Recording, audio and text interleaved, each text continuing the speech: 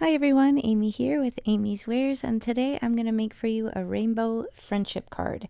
Now this is a new stencil. It's called Bird Music. It's from the March release at 𝗂𝐿𝐹 Designs. Super cute, loads of awesome stencils. Be sure to check them out and use my coupon if you shop, 𝗵𝗲𝗃10.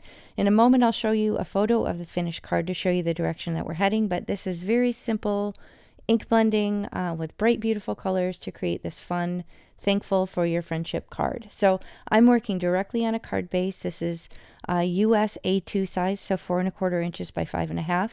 It's 120-pound accent opaque cardstock, and I'm just going for a rainbow.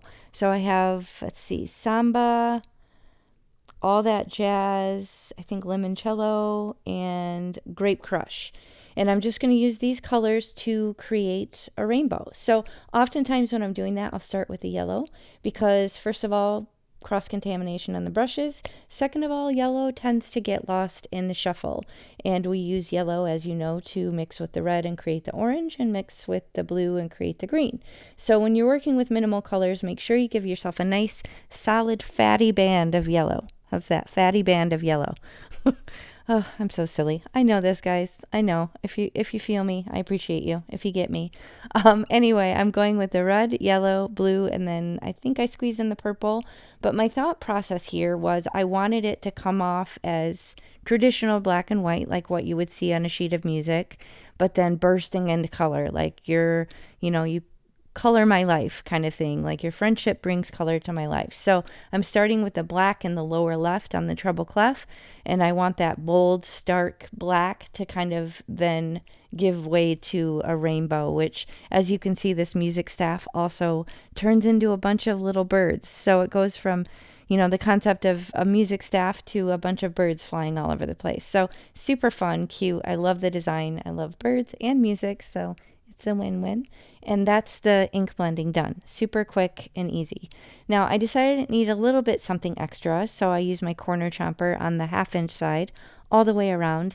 And that sentiment is from Tailored Expressions. It's one of their simple strips, and I have it white heat embossed on black cardstock. I'm going to pop it up with a little thin foam strip that I get from Amazon. I'm going to mess about for a bit and figure out exactly where I want to put the sentiment. But that's otherwise going to finish the layout. I think I do add a little bit of bling in just a moment. So once I get that down in place, I was considering these polka dot ones. But once I laid it down, it wasn't quite the look I was going for. So I did end up going with something a little bit more neutral. And these bling are all also from the shop at 𝗂𝐿𝐹 Designs. I went with the Crystal Iris Aurora Borealis, and it kind of pulls the colors around it, but it's this really pretty iridescent neutral that looks great, especially I think with rainbows. So I'm going to put these down in a smattering, 3 on one side, 2 on the other, because I like to work in odd numbers and it looks good from a design perspective. So put down the little blobs of liquid glue, and with my picker tool lay those down, and that's going to finish the design. So I hope you enjoyed this. If you did, please do hit the thumbs up and consider subscribing. Be sure to check out the rest of the fabulous March release. Oh yeah, I put one in the little center of the heart. I felt like it needed something there too. So here's the finished card.